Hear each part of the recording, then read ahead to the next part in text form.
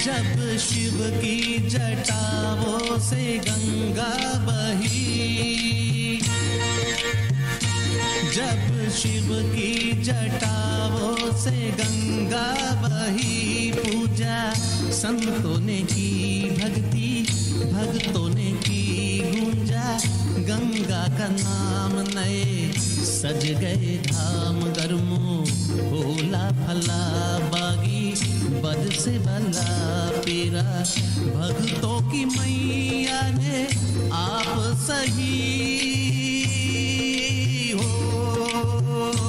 जब शिव की जटाओं से गंगा बही, जब शिव की जटाओं से गंगा बही,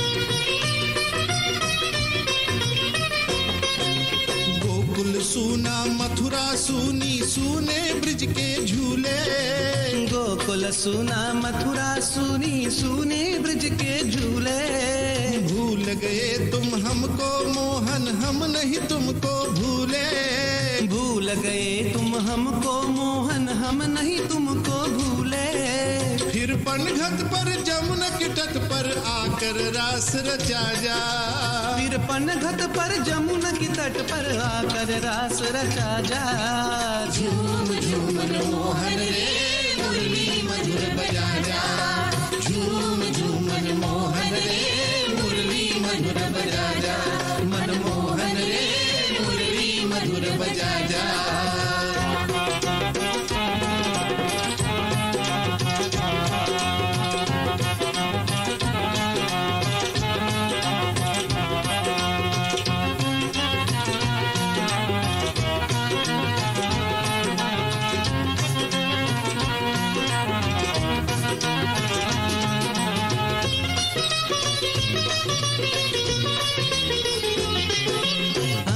से तो लाखों जग में तुझसा कौन है दाता, हम जैसे तो लाखों जग में तुझसा कौन है दाता, तोड़ के सारे नाते हमने तुझ संग जोड़ा नाता, तोड़ के के सारे नाते हमने तुझ संग जोड़ा नाता।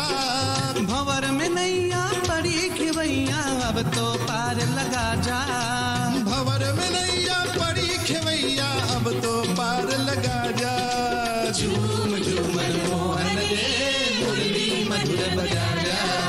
झूम झूम मनमोहन रे मुरली मधुर बजा जा। मनमोहन रे मुरली मधुर बजा जा।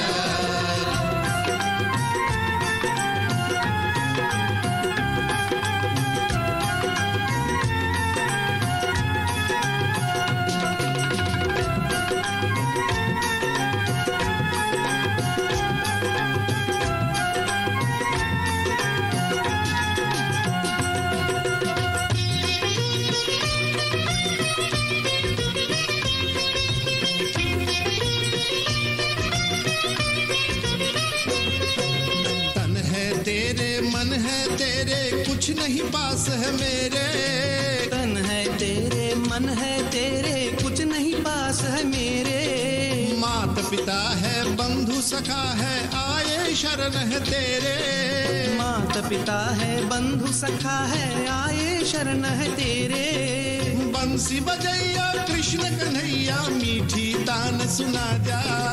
बंसी बजैया कृष्ण कन्हैया मीठी तान सुना जा। झूम झूम मनमोहन रे मुरली मधुर बजा जा।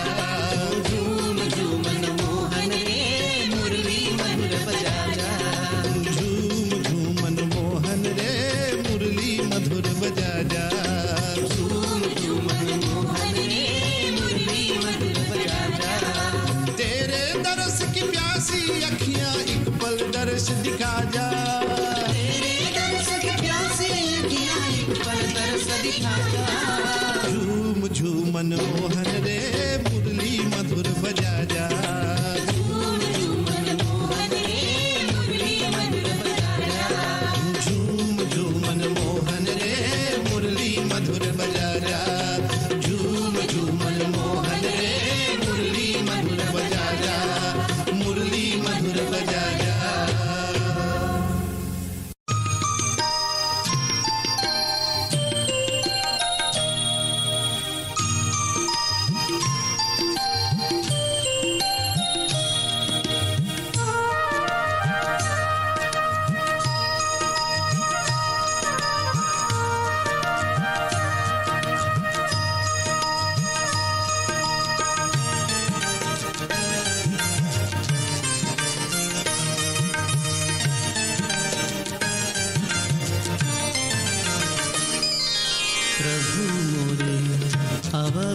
चित ना धरो। प्रभु मोरे अवगुण चित ना धरो। समदर्शी है नाम तिहारो। समदर्शी है नाम तिहारो। चाहे तो पार करो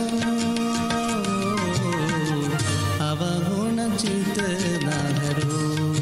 प्रभु मोरे अवगुण चित ना धरो।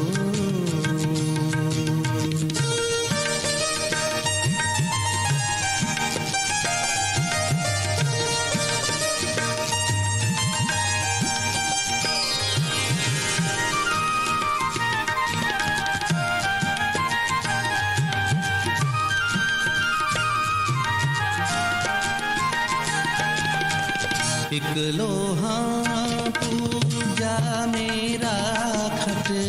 एक लोहा पूजा मेरा खट। एक घर बधिक करो।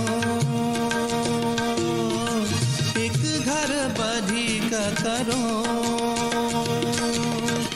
पारस गुण अवगुण नहीं चितवत। पारस गुण अवगुण नहीं चितवत। कंचन करत करो अवगुण चित न धरो। प्रभु मोरे अवगुण चित न धरो।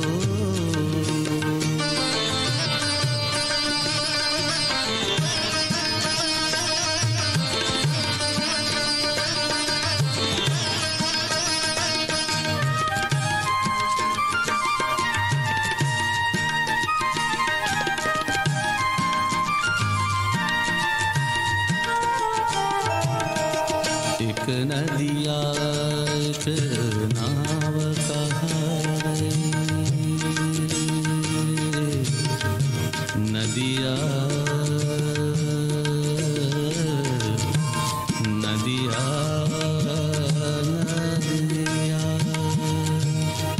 नदिया नदिया नदिया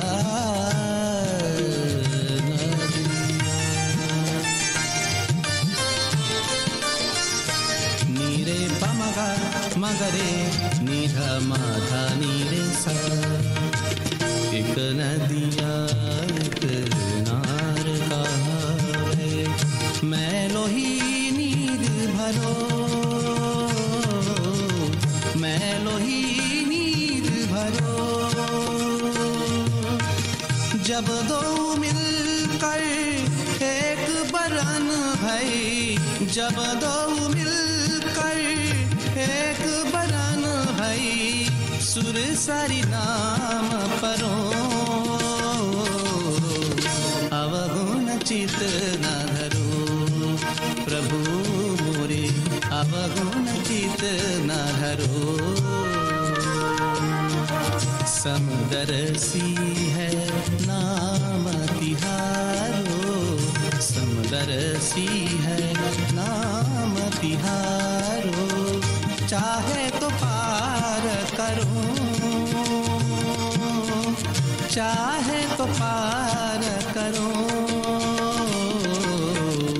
अवगुण चित न धरो, प्रभु मोरे अवगुण चित न धरो।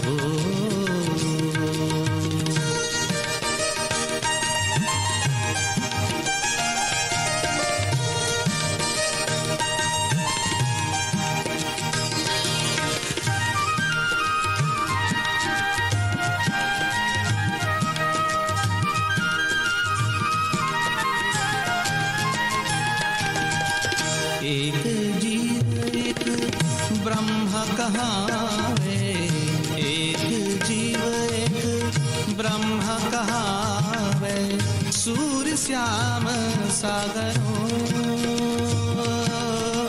सूर्य श्याम सागरों, अब की बेर मोही पार उतारो, अब की बेर मोही पार उतारो, नहीं पन जात हरो, अवगुण चित न हरो, प्रभु मोरे अवगुण चित न हरो, समदरसी है नाम तिहारो, समदरसी है नाम तिहारो, चाहे तो पार करो, चाहे तो पार करो, अवगुण चित न धरो, प्रभु मोरे अवगुण चित न धरो।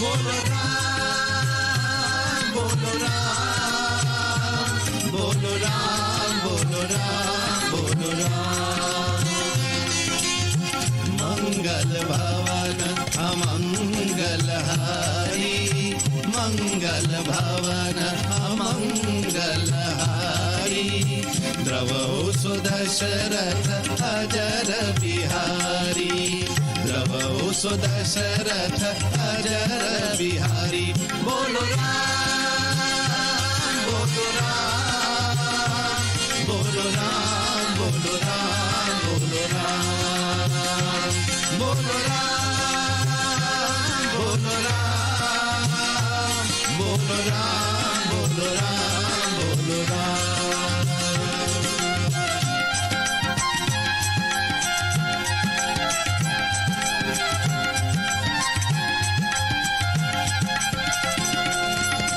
सुमति कुमति सब केहुर रही, नाथ पुराणनी गमयस कही। जहाँ सुमति तह संपत्ति नाना, जहाँ कुमति तह विपत्ति निधाना। बोलो राम बोलो राम, बोलो राम बोलो राम, बोलो राम, बोलो राम बोलो राम, बोलो राम बोलो राम, बोलो राम।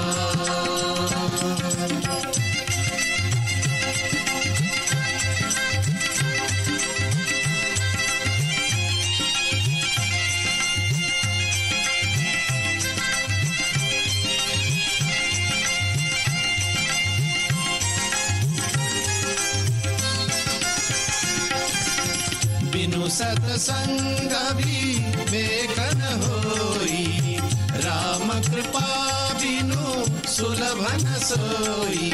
सतसंगति मुद मंगल मूला, सोई फल सिद्धि सब साधन पूला। साधु चरित शुभ सरिस कपासु, निरस विसद गुण मैं फल जासु। जो सही दुख पर छिद्र दुरावा, बंदनीय जही जग जस पावा। बोलो राम बोलो राम, बोलो राम बोलो राम, बोलो राम, बोलो राम बोलो राम, बोलो राम बोलो राम, बोलो राम।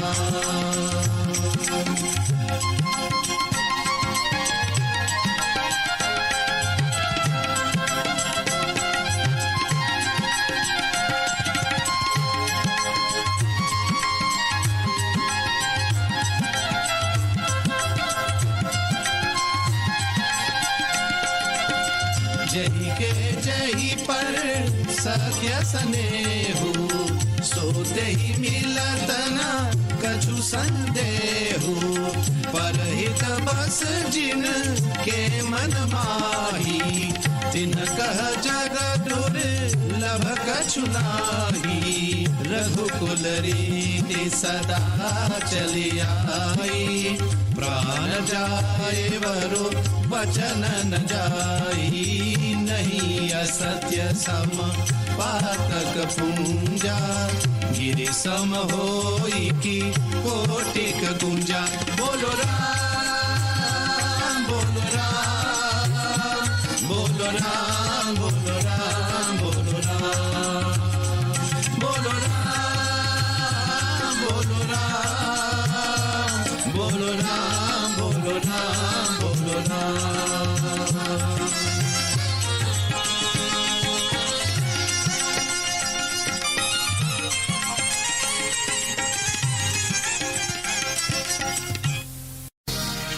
हरि ओम राम राम,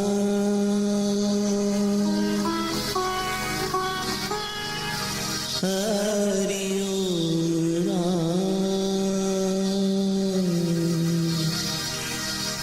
हरि ओम राम कृष्ण, हरि ओम राम, हरि ओम राम राम, हरि ओम राम, हरि ओम राम कृष्ण, हरि ओम राम।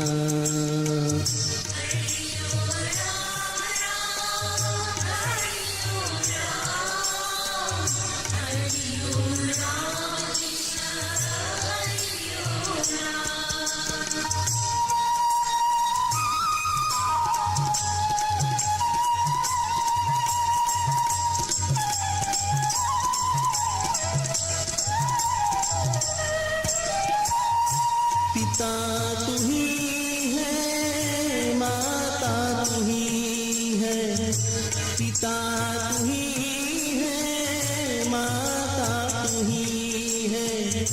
सच्चित आनंद ज्ञान तू ही सच्चित् आनंद ज्ञान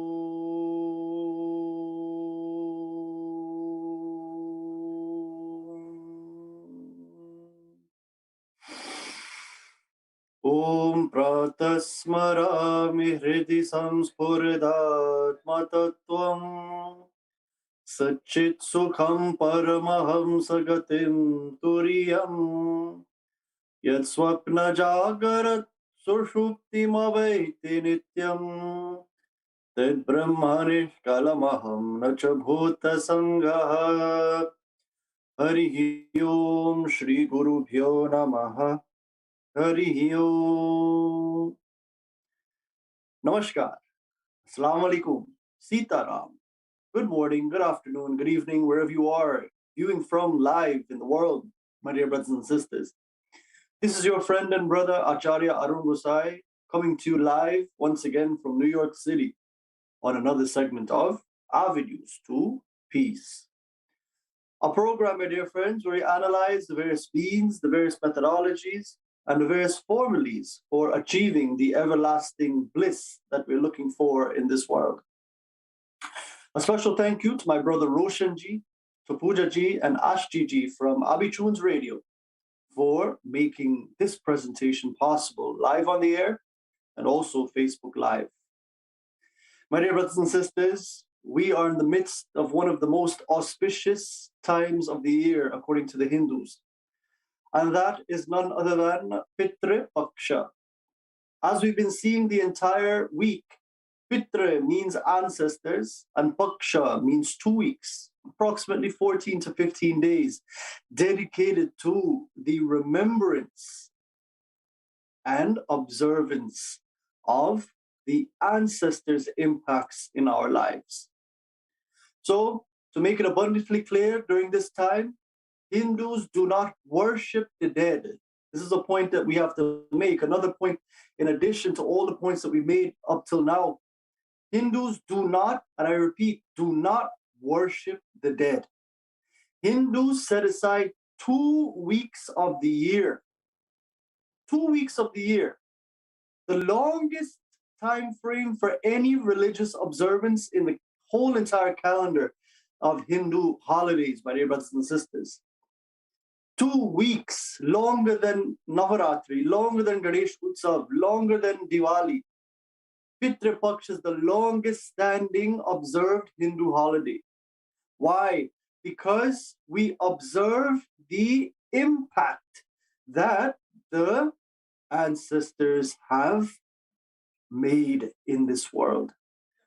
We observe and we remember them. We don't worship them, but we actually worship the ideals that they stood for. We actually remember, my dear brothers and sisters, the tough times that they would have went through to bring about the freedom that we enjoy today. If you look at the great country, the United States of America that we live in, my dear brothers and sisters, isn't it true that our forefathers fought wars upon war, risking their lives, and even up to current day, those soldiers who have died and moved on protecting our freedom, we remember them for their bravery, my dear brothers and sisters, is one of the things that we are inspired by. So 14 days dedicated to the ancestors, dedicated to the souls who have left before us, dedicated to the souls who have come before us as well. Why? Because without them, we could not enjoy the way of life that we enjoy today. Without the ancestors, my dear brothers and sisters, we would not have our wonderful Bhagavad Gita. the Bhagavad Gita, the Ramayana passed down to us, my dear brothers and sisters. These beautiful, beautiful, beautiful, rich texts, as you see. Where would all of these texts be without the handing down of these and passing down of knowledge from the wonderful ancestors, the Pitris? So for these wonderful reasons and more, we celebrate the glories of the ancestors for these 2 weeks, because without them, we would not know anything about religion or nothing about what we are. Culture, religion, education, according to the great Sri Prakash Gossai ji. It is important to be in touch with culture so that we have an identity in this world. If you have to identify with something, identify to a rich culture that will steer you the right way and allow you to celebrate with dignity. Culture, religion. Without religion, where would we go? We would not know who we really are.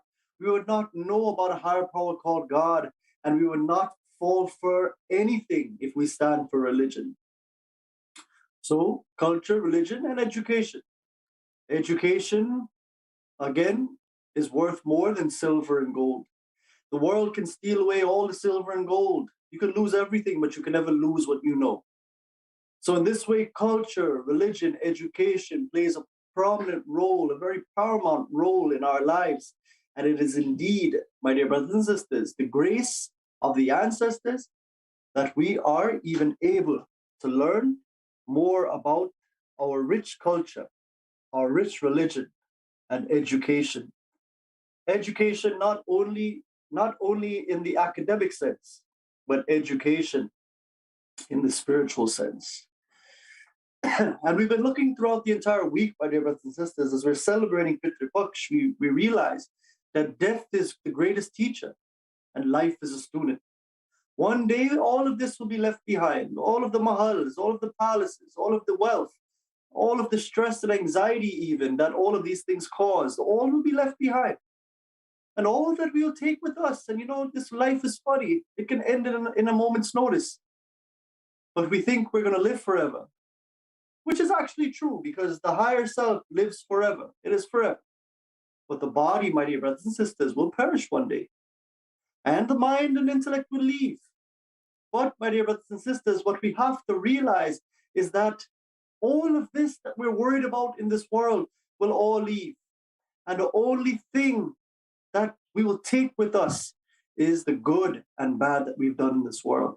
And not only that, the only thing that we'll take is the peace and the unrest that we have accumulated in this world. That will actually determine the next birth, my dear brothers and sisters. Many people ask the question all the time, Acharya ji, what determines our next birth? And if you listen to Bhagavad Gita, Bhagavan Krishna and Bhagavad Gita says, Antakale chamameva smaran mukva kalivaram. If your last thought, my dear brothers and sisters, is on God, you will indeed go back to the Lord. You will indeed go to a very beautiful place.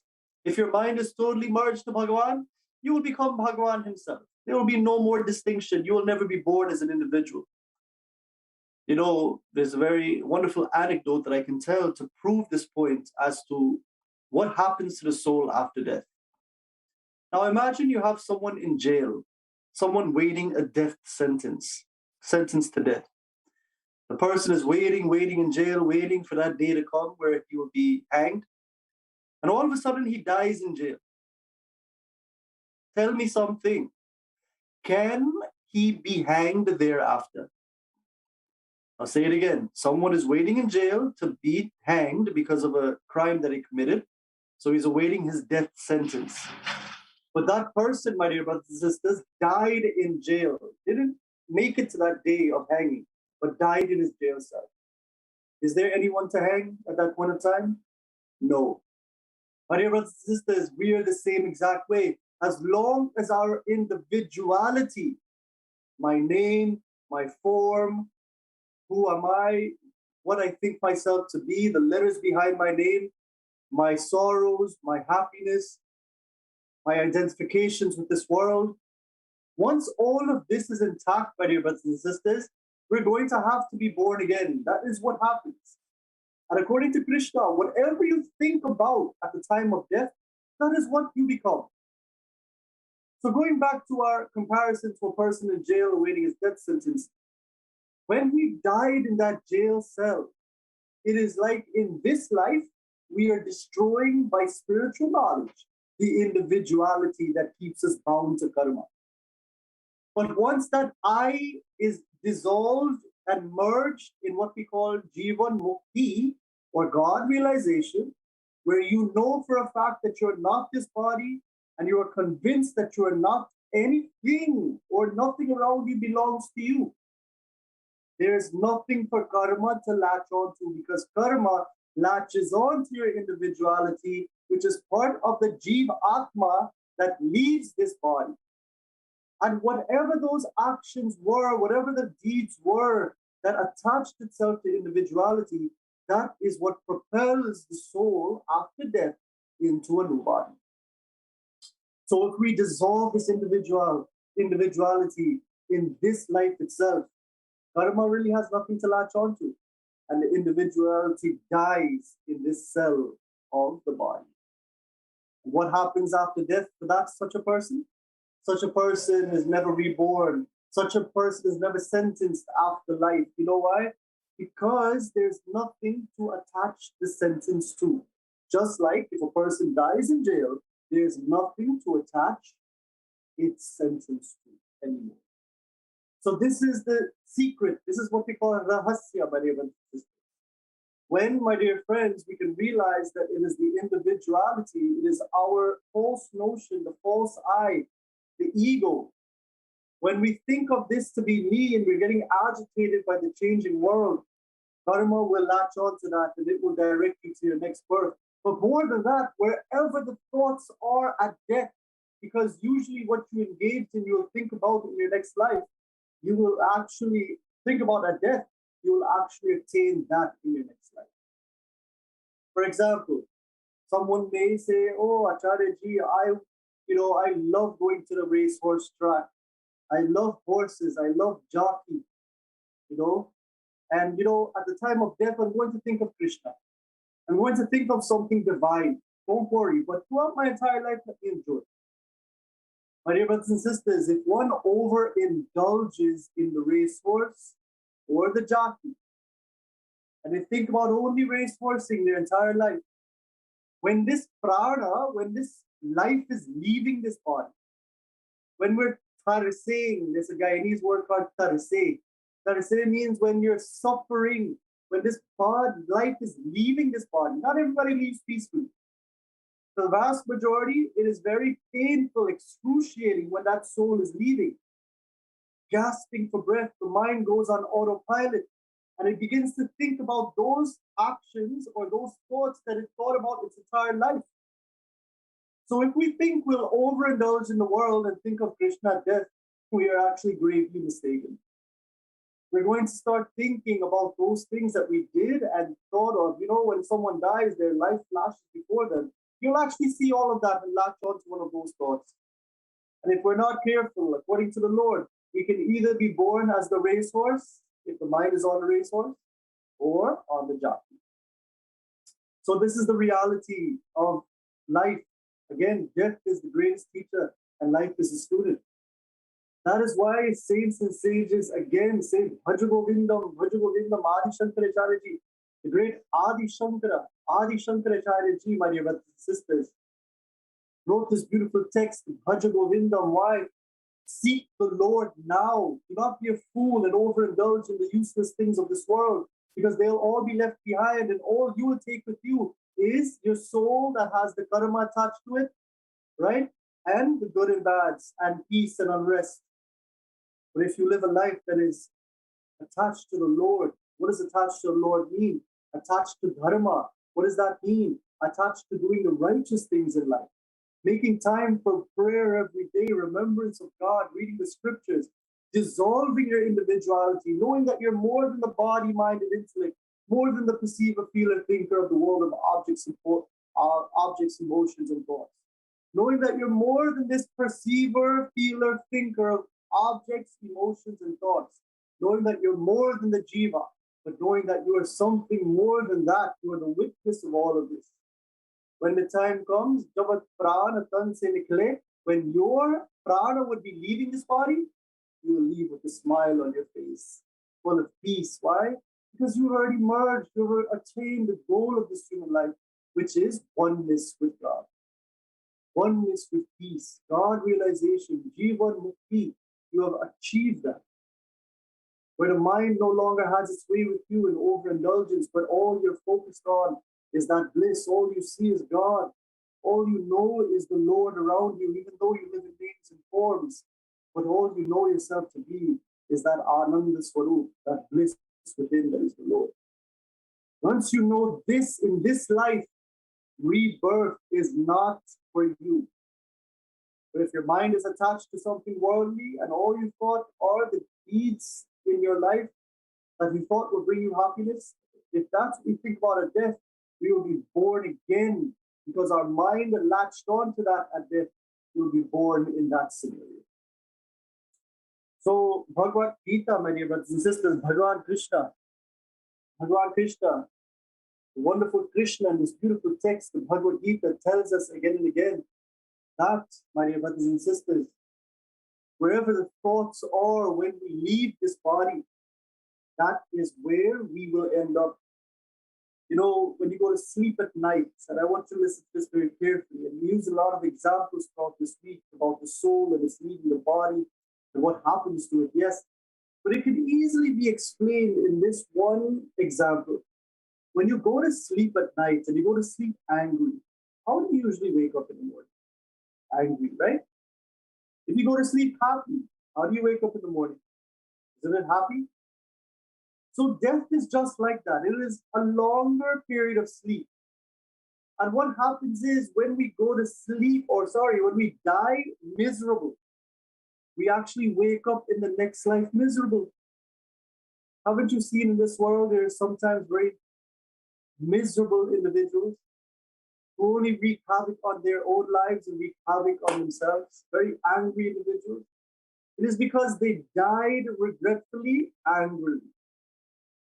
You know, when you see someone in this world who is pious, who wants to serve, who wants to help society, you must understand, who's always joyful, they have actually continued from where they left off in the last life. When they died, they were extremely at peace and joyful.